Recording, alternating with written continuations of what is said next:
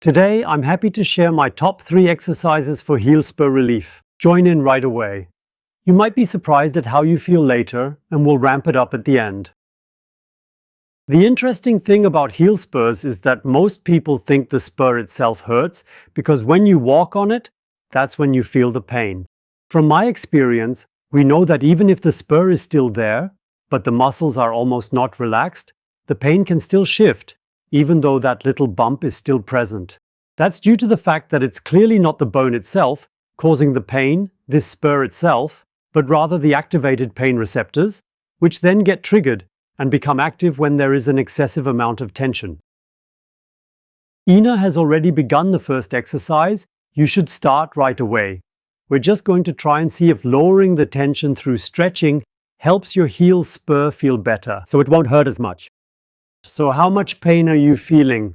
The very first exercise is this one.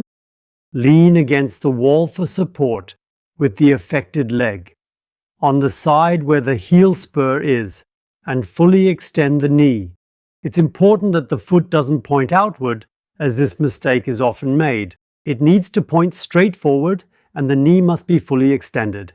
If you slightly bend your left knee now, the stretch usually increases here, and you'll feel it in this area. We'll hold that position briefly and gradually intensify the stretch, increasing it as needed. Once the initial tension eases, go slightly further into the stretch. The stretch discomfort should be such that it stays bearable and just about manageable. And take your time, since it does indeed take a while, until the tissue yields. You can, if you want, do some active breathing. Breathe in deeply, and as you exhale, go a bit further in.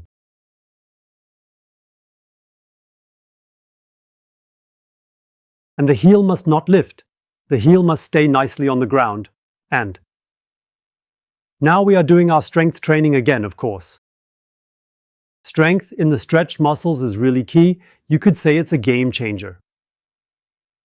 Ina, now you're stretching like this, or you press the ball of your foot down as if you were trying to stand on your tiptoes. However, because you're pushing against the wall and keeping the knee straight, the heel does not lift up. Okay. Relax once more and then smoothly continue with the whole stretch. Yes. Continue your breathing. Deep breath in, then out. And then do it once more. You'll press down the forefoot against the ground, pressing really firmly against it. And then you just release and continue going further into the stretch. You notice every time you apply pressure, you can go a little further into the stretch. Great work. That's one of the reasons. That's why we tense up, so that we can go deeper into the stretch, move in more quickly, and ensure that strength really builds up there. Okay, let's take a slow step out now. You as well, step out and keep your right leg fully extended. Position it like that, and pull your foot up again with your knee straight. Pull it up properly. And now perform your test at home. Take a walk and feel into your heel spur, paying attention to whether anything significant has changed. It is most likely. Now let's move on to the second exercise. The second exercise also focuses on the calf, because you have to picture it. The force exerted downward through the heel, caused by overly pulling muscles, significantly contributes to the tension you feel at the bottom of the foot. And we just want to reduce the first. And now we'll do it like this. Now you go back to the wall. Ina is joining in right away. But now your left foot isn't as far back. Instead, place it so that your left thigh is vertical, your torso is upright, and your knee is bent now. The knee is now bent, and you can bend it more by moving back and lowering yourself a bit more, yes. But don't stick your butt out like that. And now, it doesn't pull here at the top of the calf, now it pulls down here, in the region surrounding the Achilles tendon and possibly a little further up the calf. That's now the deeper part of the calf, underneath, so to speak, that is stretched. And we'll do it the same way. The foot must point forward. And we'll give it a little time, until everything eases up a bit, okay?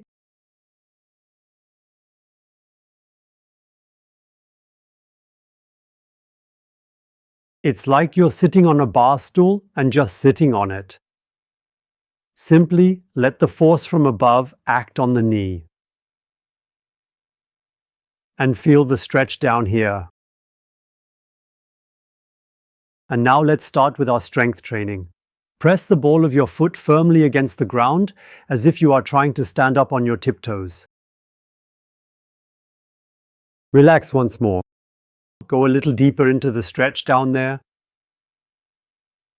Don't be surprised, the areas being targeted are really deep. You might be standing a lot higher, but that doesn't matter at all. Everyone practices at their own pace, as far as they can go. Make sure the stretch remains just comfortably within what you can tolerate. And once more, press the ball of your forefoot firmly against the floor.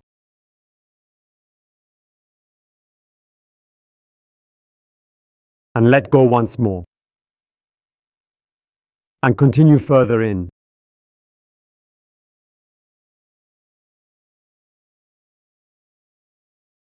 And come back out.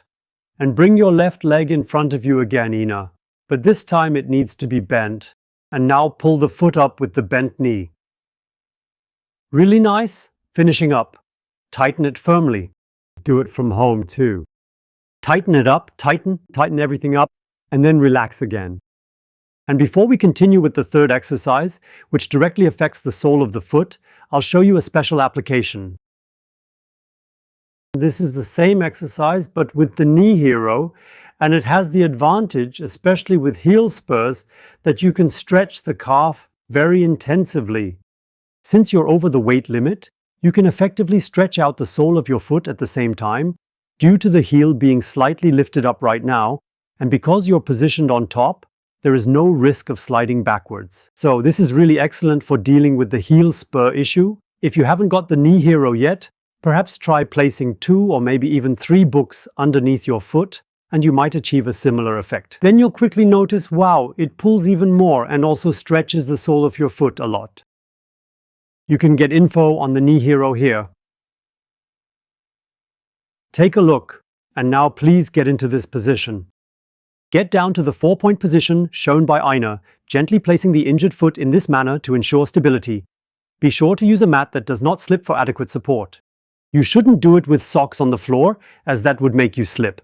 The mat, however, allows you to grip well so you can stay in place well. You'll notice that.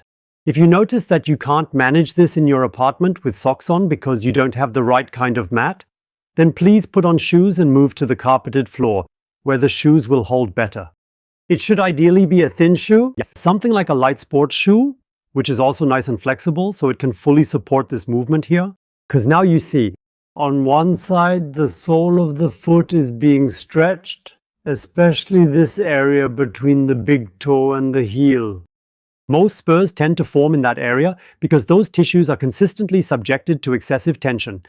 Pulls, it's too tightly stretched, and that leads to the formation of spurs. We've also seen that this can result in the development of bunions at the front. It always depends on your genetic predisposition. Those who have weakness in the front tend to develop a bunion, while those who have weakness in the back develop a spur. That's at least how we see it. So, you're practically applying pressure now, and you can see that the big toe is fully extended, so that the entire stretch travels along the foot all the way to the heel. Nicely, what is too short is stretched.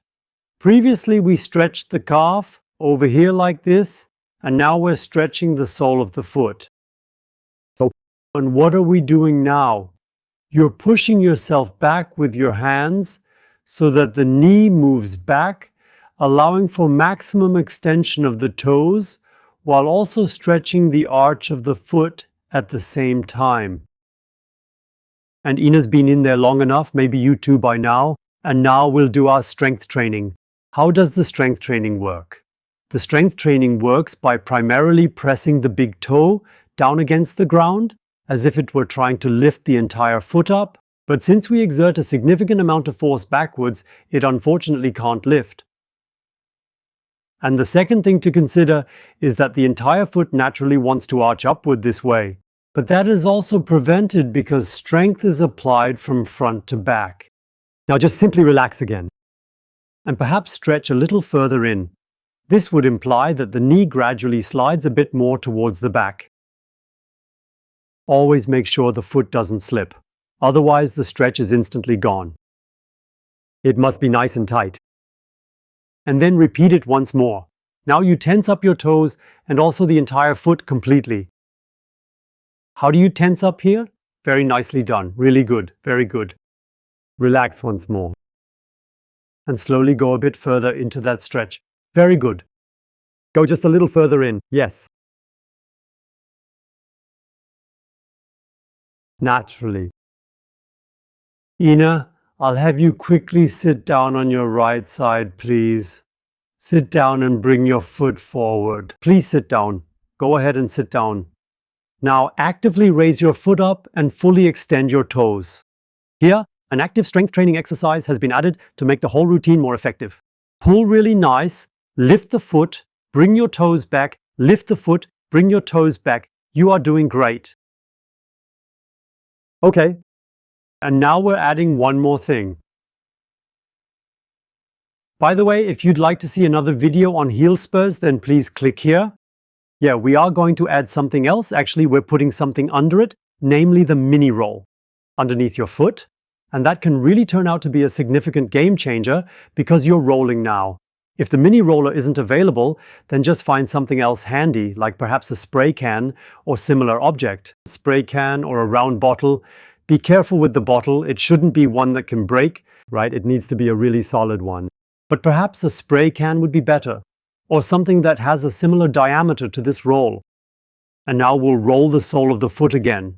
This serves the purpose that the strand I've talked about, which has incredibly high tension and is so extremely tight, so that it gets thoroughly rolled out again, which will enhance the effect of the previous exercise.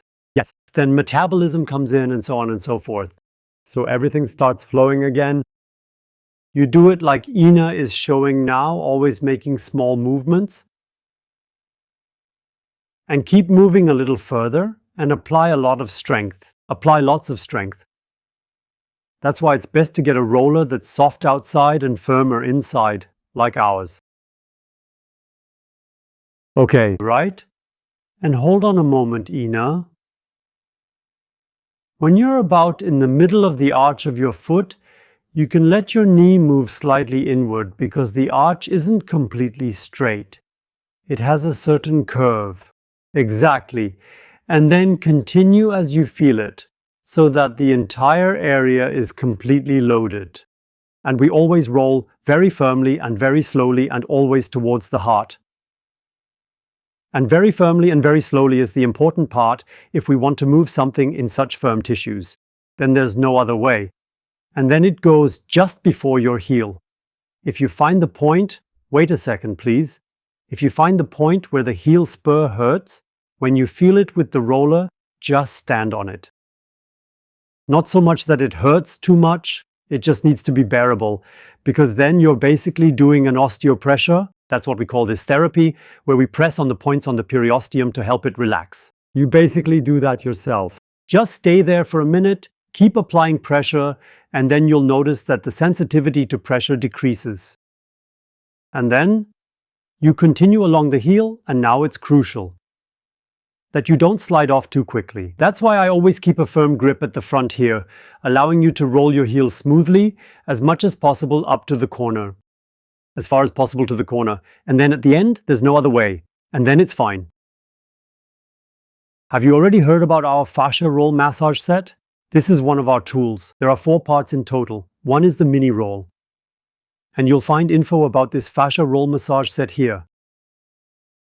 Alright, now take a few steps and check in again. What has changed with your heel spur condition? So if you notice it's less painful, less sensitive to pressure, then please continue doing this exercise every day, and after a few days, it will probably keep getting better. That's what our overall experience tends to show us. Yeah, this is just one area of the body. If you haven't yet subscribed to our channel, please click right over there and make sure to activate the bell so YouTube can always remind you whenever Ina and I happen to share anything new and exciting for co-training.